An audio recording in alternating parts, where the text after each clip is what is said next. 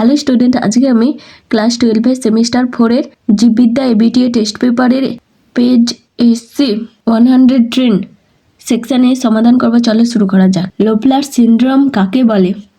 লোপলার syndrome অ্যাসকারিসের সংখ্যা ব্যাপক হলে দেহে নিউমোনিয়া রোগ লক্ষণ প্রকাশ পায়।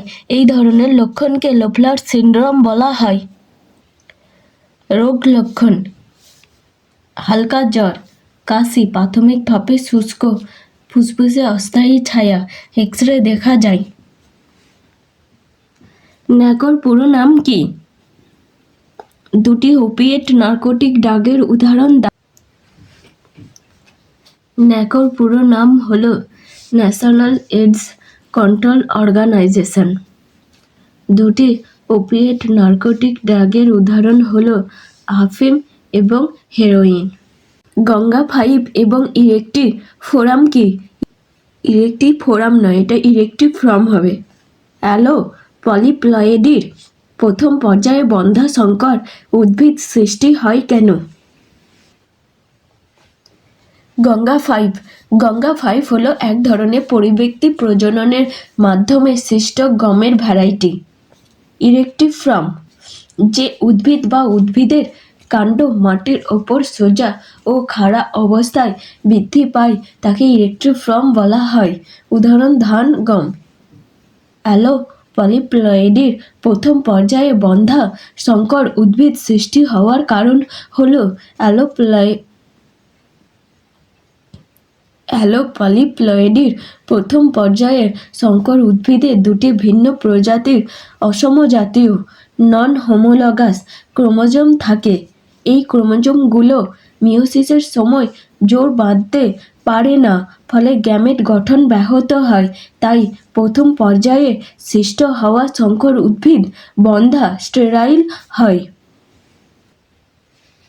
স্ল্যাজ কি? ভ্যাম কি?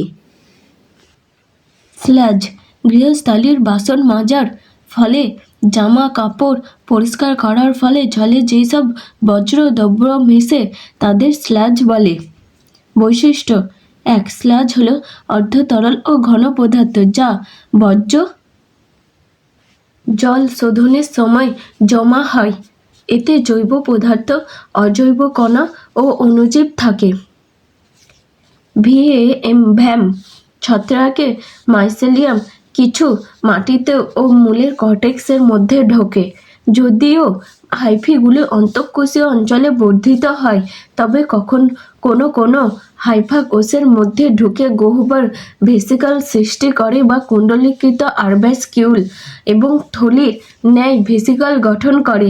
এমন ঘনিষ্ঠ সম্পর্ককে ভ্যাম বা ভেসিকুলার আরবাসকিউলার মাইকোরাইজা বলে।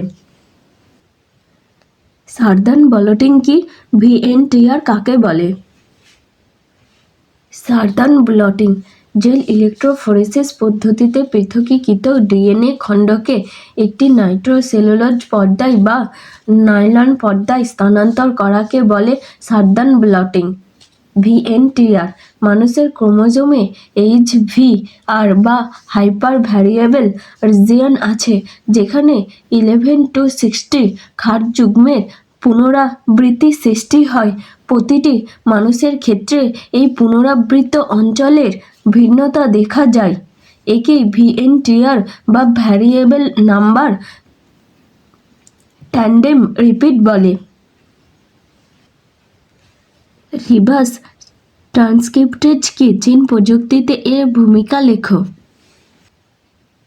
রিভার্স ট্রান্সক্রিপ্টেজ এটি এক প্রকার আরএনএ নির্ভর ডিএনএ পলিমারেজ, অর্থাৎ উৎসেচকটি আরএনএর উপর ভিত্তি করে ডিএনএ উৎপাদন করতে পারে।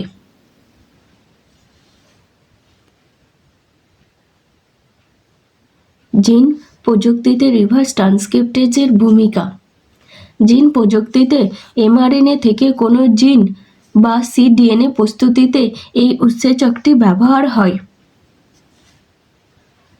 অটো ইকোলজি এবং সিনকোলজি কাকে বলে? অটো ইকোলজি বাস্তুতন্ত্রের যে শাখায় একটি নির্দিষ্ট উদ্ভিদ বা প্রাণী প্রজাতির সাথে তার পরিবেশের আন্তঃসম্পর্ক বিষয়ে আলোচনা করা হয় তাকে অটো ইকোলজি বলে। সিনকোলজি বাস্তুতন্ত্রে যদি একাধিক প্রজাতির সঙ্গে পরিবেশের আন্তঃসম্পর্ক বিষয়ে আলোচনা করা হয় তখন তাকে সিনকোলজি বলে। কমেনসালিজম ও অ্যামেনসালিজম কাকে বলে? উদাহরণ দাও। কমেনসালিজম দুটি পৃথক প্রজাতির সহাবস্থানের ফলে যদি একটি উপকৃত হয় কিন্তু অপরটি উপকৃত বা ক্ষতিগ্রস্ত কিছুই হয় না, তাহলে সেই সহাবস্থানকে কমেনসালিজম বলে। উদাহরণ: গুলঞ্চ জাতীয় উদ্ভিদেরা অন্য বৃক্ষকে জড়িয়ে উপরে ওঠে কিন্তু আশ্রয়দাতা বৃক্ষের কোনো ক্ষতি করে না। অ্যামেনসালিজম যখন দুটি প্রজাতির মধ্যে পরস্পর বিরোধী প্রতিক্রিয়া দেখা যায় এবং একটি প্রজাতির বৃদ্ধি বাধাপ্রাপ্ত হয় কিন্তু অপর প্রজাতির কোনো ক্ষতি হয় না, তখন তাকে অ্যামেনসালিজম বলে। উদাহরণ: পেনিসিলিয়াম ছত্রাকটি পেনিসিলিন অ্যান্টিবায়োটিক নির্গত করে বলে তার চারিপাশে অধিকাংশ ব্যাকটেরিয়া জন্মাতে পারে না।